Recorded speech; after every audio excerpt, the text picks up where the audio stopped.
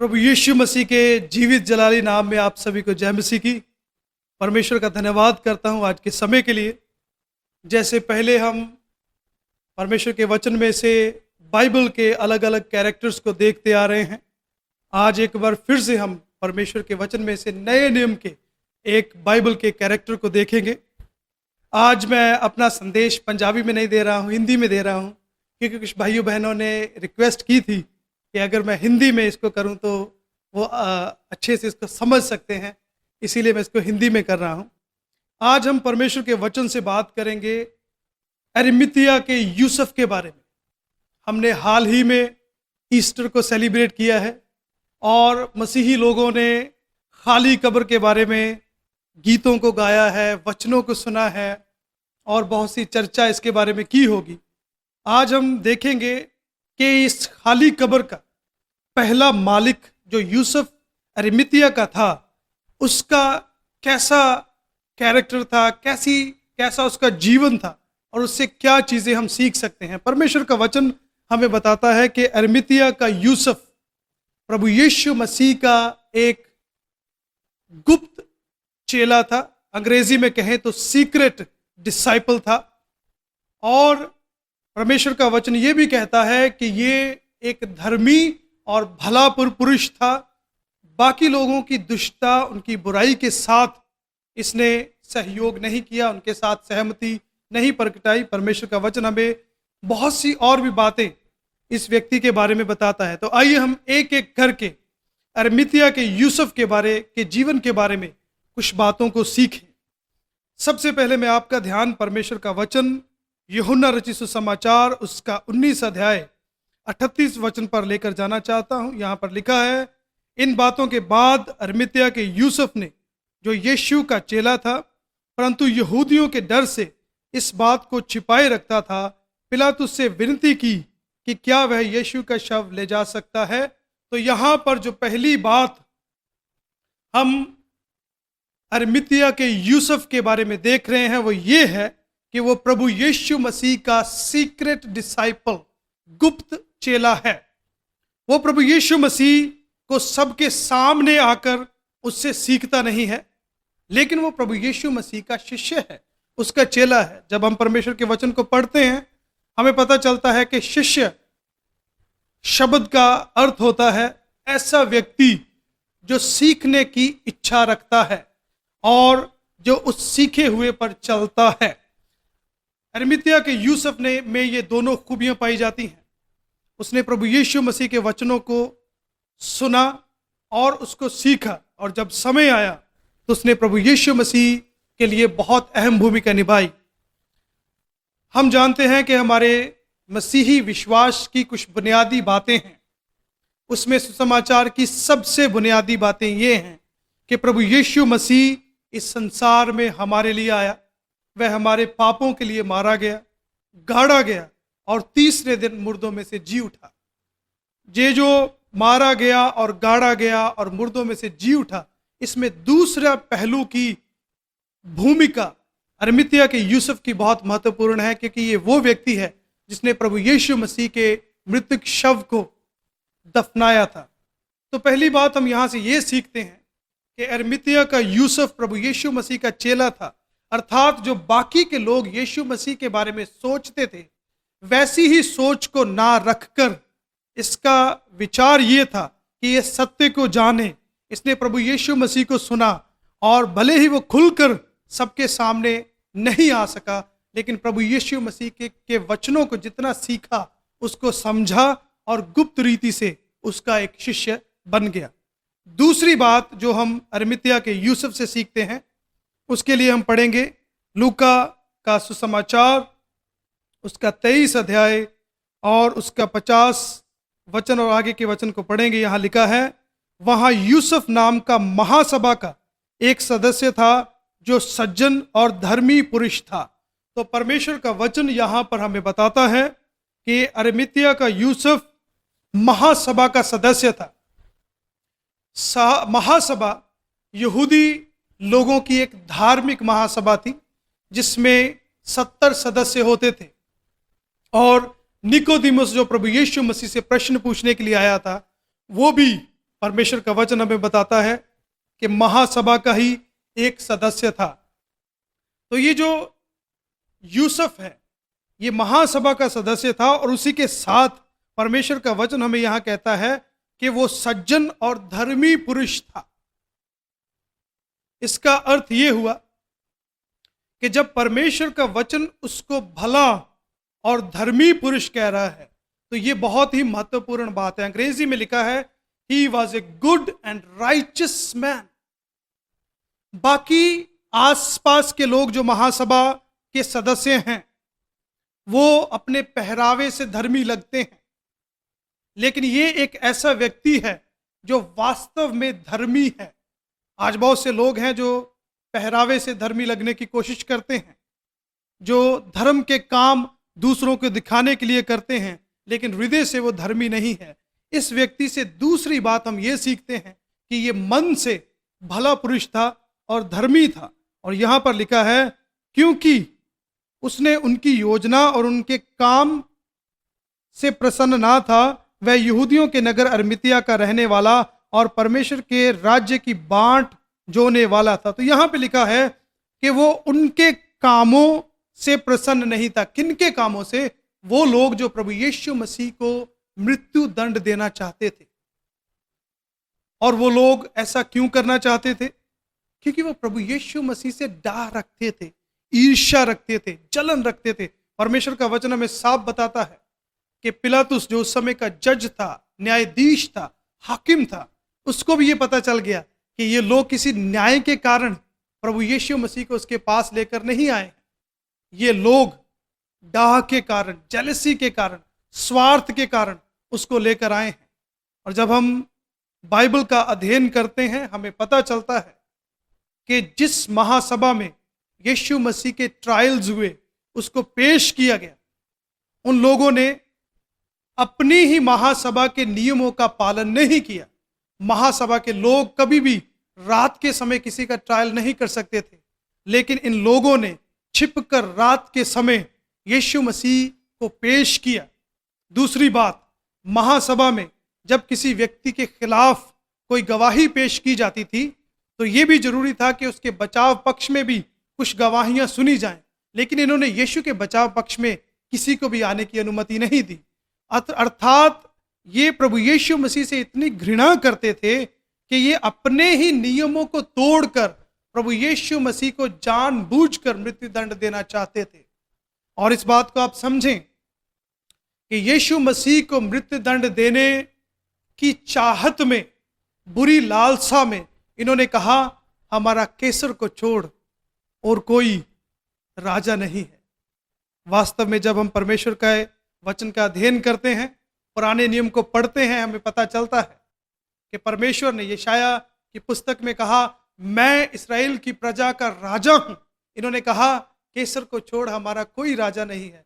अर्थात यीशु से डाह इतनी बढ़ गई इन लोगों की कि ये हर गलत काम करने को तैयार थे, गलत तरीके से उसे मृत्यु दंड देना चाहते थे। लेकिन ऐसे लोगों के बीच में एक धर्मी पुरुष था जिसका नाम है अरमितिया का यूसुफ। दूसरी सीखने वाली बात हमें यह मिलती है यहां से कि हमारे आसपास में बहुत से अधर्म करने वाले लोग, हिंसा करने वाले लोग, पाप करने वाले लोग, परमेश्वर के पीछे ना चलने वाले लोग हो सकते हैं, लेकिन परमेश्वर ने हमें धर्मी बनने के लिए बुलाया है, उस अंधकार में ज्योति बनने के लिए बुलाया है। तो दूसरी बात हमने ये सीखी कि अरमितिया का यूसुफ जो था, वो अधर्मी लोगों के बीच में, जो बाहर से धर्मी थे लेकिन अंदर से अधर्मी थे, हृदय से धर्मी और भला पुरुष था। और परमेश्वर का वचन उसे इस बात के लिए प्रमाणित कर रहा है। तीसरी बात जो हम इस व्यक्ति से सीखते हैं, उसमें हम देखेंगे मत्ती रचित सुसमाचार उसका 27 अध्याय, और यहाँ पर हम पढ़ते हैं 57 वर्स में लिखा है, जब सांझ हुई तो यूसुफ नामक अरमितिया का एक धनी मनुष्य जो आप ही यीशु का चेला था आया। तो यहाँ पर परमेश्वर का वचन अरमितिया के यूसुफ को एक धनी मनुष्य बताता है। इसमें हमें पता चलता है कि ये एक बहुत धनवान मनुष्य था। इसने अपनी कब्र को अपने धन के कारण पहले से ही बनाया हुआ था, लेकिन ये धनी था, फिर भी इसने अपना धन प्रभु यीशु मसीह के लिए, प्रभु यीशु मसीह की सेवा के लिए सौंप दिया। और जो कब्र इसने स्वयं के लिए, अपने परिवार के लिए बनाई थी, बड़े ही खुले मन से प्रभु यीशु मसीह को उस कब्र का हिस्सेदार इसने बना दिया। तो यहाँ पर हम देखते हैं कि ये काम करके उसने यशाया में लिखी हुई भविष्यवाणी को पूरा किया, जिसमें लिखा हुआ है कि उसकी कब्र धनी के साथ हुई। और उसने इस भविष्यवाणी को भी पूरा किया जब प्रभु यीशु मसीह ने कहा कि किसी धनी मनुष्य का स्वर्ग के राज्य में प्रवेश करना बहुत ही कठिन है। प्रभु यीशु मसीह ने तब ये भी कहा था कि जो मनुष्यों से असंभव है परमेश्वर उसे कर सकता है। तो ये धनी मनुष्य था, उसी के साथ साथ धर्मी भी था। प्रभु यीशु मसीह की भविष्यवाणी को भी इसने पूरा किया। तो तीसरी बात हम अरिमतिया के यूसुफ से ये सीखते हैं कि जो भी आशीषें परमेश्वर ने हमें दी हैं, हमें उन आशीषों को परमेश्वर की सेवा में जरूर लगाना चाहिए। अब्राहम को जब परमेश्वर ने आशीष दी तो परमेश्वर ने कहा कि मैं तुम्हें आशीषित कर रहा हूं ताकि तुम बाकी की जातियों के लिए आशीष का स्रोत बन सको। तो जो भी आशीषें परमेश्वर ने आपको दी हैं, चाहे वो धन की आशीष है, चाहे किसी टैलेंट की आशीष है, चाहे किसी ऐसी स्रोत की आशीष है, उससे आप दूसरों का भला अवश्य करें। ये बात हम अरिमतिया के यूसुफ से सीखते हैं कि हमें अपने धन का उपयोग प्रभु यीशु मसीह की सेवकाई के लिए अवश्य करना चाहिए। चौथी बात जो हम अरिमतिया के यूसुफ से सीखते हैं, उसके लिए हम मरकुस रचित सुसमाचार उसका 15 अध्याय और उसके 43 वचन में पढ़ेंगे। यहाँ पे लिखा है, अरिमतिया का रहने वाला यूसुफ आया जो महासभा का सदस्य था और आप भी परमेश्वर की के राज्य की बाट जोता था। वह हयाव करके पिलातुस के पास गया और यीशु का शव मांगा। यहाँ पे लिखा हुआ है हयाव करके। जो वचन हमने पहले देखा वहां पे लिखा हुआ था कि वो यीशु मसीह का चेला तो था यूहन्ना रचित समाचार में, लेकिन वहां पे ये भी लिखा है कि वो यहूदियों के डर से उस बात को प्रकट नहीं करना चाहता था। लेकिन अब उसने एक यात्रा की है, अपने मन में की जाने वाली यात्रा। वो यात्रा ये थी कि वो अभी अपने डर पर विजय प्राप्त कर कर प्रभु यीशु मसीह से अपनी पहचान बना रहा है और हयाव करके, करेज दिखा के पिलातुस के पास जा रहा है। वास्तव में उसे पिलातुस के पास जाने के लिए हयाव की आवश्यकता क्यों थी?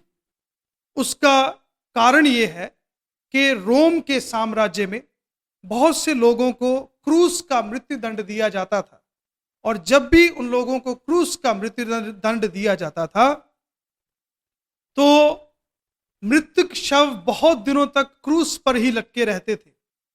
वो इसलिए था क्योंकि रोम के लोग चाहते थे, वहां के शासक चाहते थे कि जिन लोगों ने अपराध किया है, वो लोग जो अपराध करने के बारे में विचार कर रहे हैं, उनके लिए एक नसीहत बने ताकि वो अपराध ना कर सकें। और मृतक शवों को जब क्रूस पर लटके रहने दिया जाता था तो कई बार मुर्दाखोर पक्षी और मुर्दाखोर जानवर उनको आकर नोचते थे, खाते थे। लेकिन क्योंकि इस समय फसह का पर्व निकट था, यहूदी लोग नहीं चाहते थे कि किसी भी मृतक देह को क्रूस पर छोड़ा जाए। लेकिन प्रभु यीशु मसीह के शव को मांगने के लिए कोई भी नहीं आ गया है। ऐसे एक कठिन समय में प्रभु यीशु मसीह का गुप्त चेला, जो अब तक छिपकर उसकी बातों को सुन रहा था, छिपकर उसके वचनों को सुन रहा था, उनके पीछे चल रहा था, अपने आप को प्रकट करता है। उसको हयाव की जरूरत इसलिए भी थी क्योंकि जिस महासभा का वो सदस्य था, उनकी बहुत अलग प्रतिक्रिया आनी थी इसके बारे में। वो लोग उसको पद से हटा सकते थे, जो लोग कल तक उसका सम्मान करते थे, वो लोग उसको छोड़ सकते थे, उसका त्याग कर सकते थे। वो लोग उससे नफरत करनी शुरू कर देंगे, क्योंकि जो यीशु मसीह को मारने के लिए इतना प्रयत्न कर रहे हैं, वो अगर उन्हीं में से एक व्यक्ति प्रभु यीशु मसीह का सम्मान करेगा तो उससे वो कैसा व्यवहार करेंगे, आप इसके बारे में कल्पना कर सकते हैं। लेकिन यूसुफ अरिमतिया का जो था, उसने कुछ भी नहीं सोचा।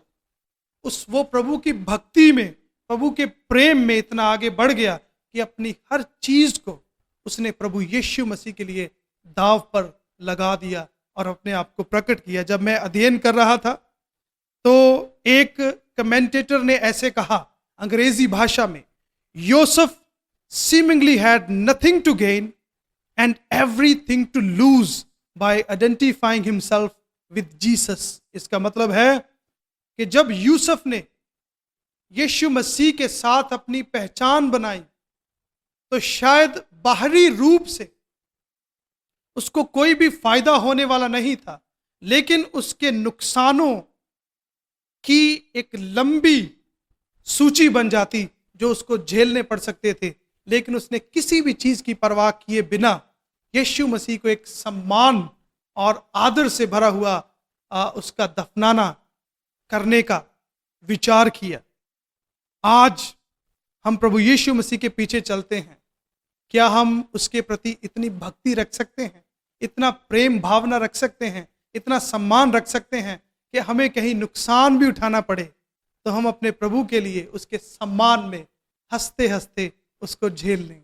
मेरे प्रियो, आज के ज़माने में यीशु से प्राप्त करने वाले, यीशु मसीह से चीज़ें मांगने वाले बहुत से लोग हैं, लेकिन दिल से उसको प्रेम करने वाले, उसके लिए बलिदान करने वाले, उसके लिए अपनी कई चीज़ों को निछावर कर देने वाले लोगों की कमी है। अरिमतिया का यूसुफ हमें ये सिखाता है कि हम प्रभु यीशु मसीह से ऐसा निस्वार्थ प्रेम करें। पांचवी बात हम यहां से ये सीखते हैं कि अरिमतिया का यूसुफ जिस समय ये पिलातुस के पास गया, उस समय यही पिलातुस के पास जा सकता था, क्योंकि ये महासभा का एक सदस्य था।